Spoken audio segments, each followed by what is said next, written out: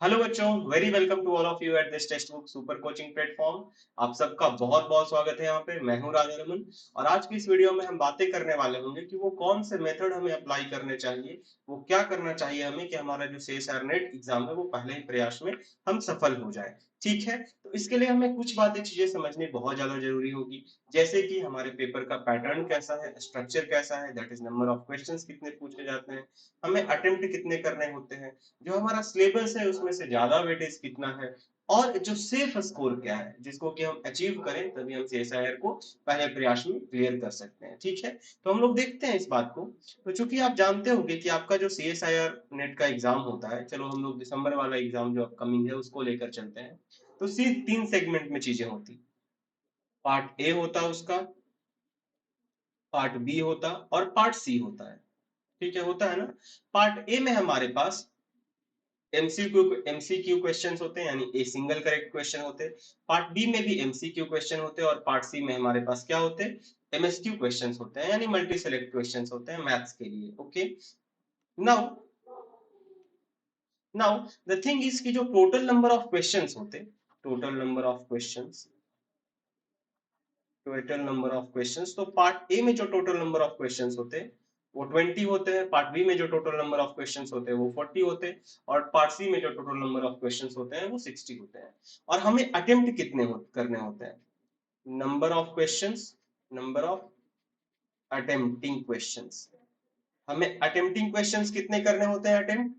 सो part ए में से 20 में से आपको maximum 15 number of 15 question solve करने हैं, 40 में से 25 सॉल्व करने हैं और पार्ट सी में से 20 सॉल्व करने हैं। ठीक है, यानी आपको 20 में से 15 सॉल्व करना है और 40 में से 25 करना है और 60 में से 20 सॉल्व करना है। टोटल नंबर ऑफ क्वेश्चंस जो पूछे जाते हैं 120 पूछे जाते हैं, आपको सॉल्व कितना करना है, 60 क्वेश्चन सॉल्व करना है। एग्जाम आपका 3 घंटे का होगा, ठीक है, 3 आवर्स का होगा, यानी 3 घंटे में आपको 60 क्वेश्चन सॉल्व करना है। तो यहाँ पे हमें एक चीज समझ में आ जाती है कि हमारे पास ऑप्शन जितना हमें सॉल्व करना है उससे दुगने नंबर ऑफ क्वेश्चन हमारे ऑप्शंस में होते हैं, यानी हमें किस क्वेश्चन को सॉल्व करना है और किस क्वेश्चन को सिलेक्ट करना है ये जानना बहुत आवश्यक है। तो ये आप कैसे समझ पाओगे कि किस क्वेश्चन को पिक करना है, किस क्वेश्चन को छोड़ना है, ये आपके स्ट्रेंथ के ऊपर डिपेंड करेगा। आपने किसी पार्टिकुलर सब्जेक्ट को पढ़ा है तो उसके क्वेश्चन को पहले पिक करोगे, किसी पार्टिकुलर क्वेश्चन सब्जेक्ट को नहीं पढ़ा है तो उसके क्वेश्चंस को छोड़ देंगे, क्यों टाइम कंज्यूम करेंगे। तो यहाँ ये बातें हम सीख चुके हैं कि क्वेश्चंस पिक करने आना हमें बहुत ज्यादा जरूरी है। नाउ पार्ट ए का जो क्वेश्चंस होता वो सारे क्वेश्चंस हमारे 2 मार्क्स के होते, ठीक है। और ये जो होते हैं वो जनरल एप्टीट्यूड से क्वेश्चंस होते हैं, these are from general aptitude. Part A का जो क्वेश्चन होता है वो जनरल एप्टीट्यूड से होता। ये आपका मैथमेटिक्स होता पार्ट बी, जो भी आपका सिलेबस है, और पार्ट सी में भी हमारे पास मैथमेटिक्स ही होता। ठीक है, ये 2 मार्क्स के क्वेश्चंस होते हैं। पार्ट बी में हमारे पास 3 मार्क्स के क्वेश्चंस होते हैं और पार्ट सी में 4.75 मार्क्स के क्वेश्चंस होते हैं। यानी हमारे पास एक बात और समझ में आ जा रही है, यानी टोटल आप करोगे ना तो ये जो टोटल क्वेश्चंस हैं ये आपको 200 मार्क्स के आपको सॉल्व करने होते हैं। ठीक है, क्योंकि यहां से आपको 20 क्वेश्चंस करने हैं, यानी 95 मार्क्स आपको मैक्सिमम यहां से लाना है, 75 मार्क्स मैक्सिमम यहां से लाना है और 30 मार्क्स आपको मैक्सिमम यहां से लाना है, यानी टोटल यू हैव 200 मार्क्स का क्वेश्चन होता है। जो सेफ स्कोर है हमारा, जो हमारा सेफ स्कोर है, safe score is your 120 marks. ठीक है, सेफ स्कोर आपका कितना है बच्चे, 120 नंबर है आपका सेफ स्कोर। ध्यान दें, पार्ट ए हमारा 30 मार्क्स का है, 15 क्वेश्चन है 2 मार्क्स के। पार्ट बी में हमारा 75 मार्क्स का है और 40 में से 25 कर रहे हैं, ठीक है, क्योंकि हमें 25 की करेंगे तो 25 या 75। ठीक है, और 60 क्वेश्चंस में से हमें 20 क्वेश्चंस करने हैं और सब 4.75 मार्क्स के रहेंगे, एमएसक्यू क्वेश्चंस रहेंगे, यानी एक से अधिक ऑप्शंस करेक्ट होंगे और वो 95 मार्क्स के टोटल होंगे, 20 इंटू 4.75। यही आपका मैक्सिमम मार्क्स 200, इतने का आपको पेपर सॉल्व करना है, इससे ज्यादा का नहीं। ठीक है, तो मैक्सिमम आप 200 अचीव कर सकते हो, लेकिन जो जेआरएफ का कट ऑफ जाता है वो 120 से ज्यादा नहीं गया है कभी। सो इसका मतलब सेफ स्कोर इज 120, यानी 120 नंबर आप अचीव करते हैं तो आप सेफ है। ठीक है, आपका पेपर हो जाएगा। तो पार्ट ए जो है हमारा वो जनरल एप्टीट्यूड है, यानी आपका जो मैथ्स है, जैसे ओडी हो गया, पीडी हो गया, रियल हो गया, लीनियर हो गया, वगैरह वगैरह जो चीजें हो गई, वो आपके पार्ट ए से उसका कोई रिलेशन नहीं है। तो पार्ट ए, आप मैथ्स के स्टूडेंट हैं तो पार्ट ए एक जनरल एप्टीट्यूड है, जैसे मेंसुरेशन हो गया, थोड़ी सी आपको बेसिक अलजेब्रा हो गया, ठीक है। उसके बाद थोड़ा सा आपको एरिया, ट्रायंगल्स, सर्कल, रेक्टेंगल, इन सब का एरिया हो गया आपके पास, और भी थोड़ा अर्थमेटिक्स के क्वेश्चंस होते हैं, तो ये आपको लिए हैंडल करना बहुत आसान है। तो you guys achieve huge number of marks from part A because you are mathematics student. तो हर मैथ्स स्टूडेंट को मैं हमेशा बोलता हूं कि पार्ट ए पे जरूर आप फोकस करिए, आपको पार्ट ए पे जरूर फोकस करना है हमेशा, हर मैथमेटिक्स स्टूडेंट को पार्ट ए पे। ये स्पेशली मैथमेटिक्स के लिए, if someone is from life science, तो उसको पार्ट ए से 20 नंबर लाना जनरल एप्टीट्यूड से बहुत मुश्किल काम हो जाएगा, but you are from mathematics background, so for you it is very easy task. So part A से कम आप 20 मार्क्स ला सकते हैं, ठीक है। पार्ट ए से आप 20 मार्क्स ला सकते हैं। रेस्ट जो हमारा पार्ट बी है और पार्ट सी है, यहां से हमें कितने मार्क्स चाहिए होंगे? 100 मार्क्स चाहिए होंगे, ठीक है। 100 मार्क्स चाहिए होंगे। अब आप 100 मार्क्स कैसे भी ला सकते हैं? जैसे ये 75 का है, तो ऑलमोस्ट आप 50% ही करते हैं चीजें, ठीक है। आप 50% करते हैं, लाइक यहाँ से आप 40 मार्क्स के अराउंड जा रहे हैं, यहाँ से आप 60 मार्क्स तक लेके आ पा रहे हैं, तो आपका काम हो जा रहा है, ठीक है। यहाँ से आप 40 मार्क्स की तरफ जा रहे हैं और यहाँ से 60 मार्क्स की तरफ जा रहे हैं, तो आपका काम हो जा रहा है। So you will achieve your part, you will achieve your 40 plus 60, ये कम ज्यादा हो सकता है, so it is your 100 marks, ठीक है। ये 100 मार्क्स, तो हमारे पास क्या आ गया? 120 मार्क्स। तो हमें ध्यान देना है कि आखिर हमें ऐसे करके लाना पड़ेगा। नाउ अब हमें सब्जेक्ट कौन कौन से कवर करने हैं, क्योंकि पार्ट ए में तो चलो आपको 20 मार्क्स लाने के लिए जनरल एप्टीट्यूड कवर करना है, बट पार्ट बी और पार्ट सी में आपके पास मैथमेटिक्स है, तो उनको हम कौन कौन से कवर करेंगे ताकि हम 100 मार्क्स लेकर आ जाए और आपको बहुत शॉकिंग होगा। जैसे देखो, हमारे पास मैथमेटिक्स दो सेगमेंट में है, it is a pure mathematics का पार्ट है, ठीक है, एक प्योर मैथ्स है और अप्लाइड मैथमेटिक्स है। प्योर मैथमेटिक्स और अप्लाइड मैथमेटिक्स। प्योर मैथमेटिक्स में कौन कौन से सब्जेक्ट हैं? तो आप देखें कि आपके पास जो प्योर मैथमेटिक्स है उसमें जो सब्जेक्ट्स हैं आपके पास, that is your real analysis, linear algebra, complex analysis, abstract algebra, metric space topology, ठीक है। और अगर आप देखोगे, अप्लाइड मैथमेटिक्स जो है वो ordinary differential equation, partial differential equation, integral equation, calculus of variation and numerical analysis. Now अब हमें देखना कि क्या ये हमें सब पढ़ना है, तो जो प्योर मैथमेटिक्स का वेटेज है जरा हम उसके ऊपर नजर डालते हैं। रियल एनालिसिस खुद ही सिर्फ 71 मार्क्स का पूछा जा रहा है, पार्ट ए और पार्ट बी मिलाकर 71 मार्क्स का रियल एनालिसिस। तो जो हमें 100 मार्क्स लाना है, 100 मार्क्स लाना है मैथ सेक्शन से, अगर आप यहां से रियल से, यहाँ पे लीनियर अलजेब्रा 56 मार्क का है, कॉम्प्लेक्स एनालिसिस 31 मार्क्स का है, अगर इन सब का 50-50% भी हम मान लेते हैं, तो यहाँ से 15 नंबर मान लो, यहाँ से 28 नंबर मान लो, और यहाँ से अराउंड 36 नंबर मान लो, ठीक है। तो आपके पास क्या आ जाता है नंबर, जरा देखिए तो आप नंबर को, this is your 64 and this is your, ये हमारा क्या आ गया 64, और ये हमारा 79 मार्क्स।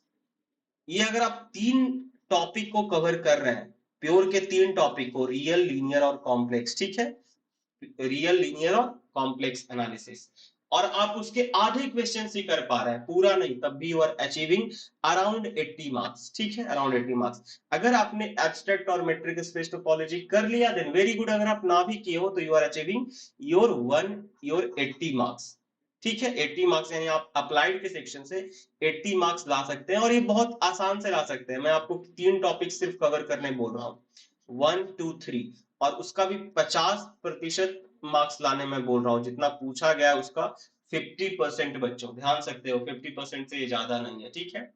ये हमारा CSIR का जो 2023 में पूछा गया है, एग्जाम हुआ है, उसका डेटा है, ठीक है, इतने मार्क्स का पूछा गया था जून में, ओके। अगर आप अप्लाइड को देखते हो, तो अप्लाइड में ओडी था हमारा, पीडी था, इंटीग्रल इक्वेशन था, calculus of variation, numerical analysis और एलपीपी था। ओडी से 70.5, 15.5 और 12.5, और 12.50। तो आप अगर चार टॉपिक्स ले लेते हैं, ओडी, पीडी और सीओवी और इंटीग्रल इक्वेशन, ये चार टॉपिक्स अगर आप अप्लाइड से कवर करते हैं, ये चार टॉपिक्स अगर आप अप्लाइड से कवर करते हैं बेहतर तरीके से, तो 17 नंबर, इससे अगर आप 9 नंबर मान लो, इससे अगर आप 8 नंबर मान लो, इससे अगर 7, इससे अगर 7, तो योर 50% मार्क्स इज 14, 8, 22, 22, 9, 31 मार्क्स। सो आप देखिए कि आप 31 मार्क्स अप्लाइड से ला पा रहे हैं और 79 मार्क्स आप किससे ला पा रहे हैं बच्चे? आप 79 मार्क्स लेकर आ पा रहे हैं, यानी टोटल हमारे पास क्या आ गया? 110 मार्क्स।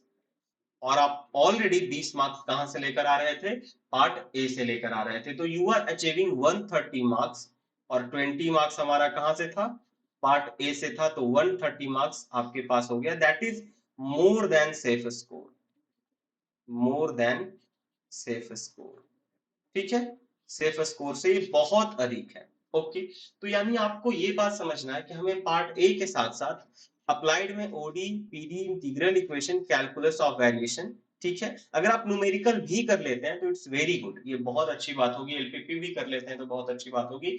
बट इनकेस अगर आपने उतना नहीं कर पाया, आप अप्लाइड के ये 4 ही टॉपिक कर पाते हैं, OD, PD, integral equation, calculus of variation, और रियल, लीनियर और कॉम्प्लेक्स ही कर पाते हैं, इतना मैथ से अगर आप कर लेते हो, ठीक है, मैथ से यानी आप इतना चीजें कर लेते हैं, real analysis, complex analysis, linear algebra और ODE, PD, integral equation and calculus of variation, और बस आप थोड़ा सा पार्ट ए पे मेहनत कर लेते हैं तो आपका क्या हो गया?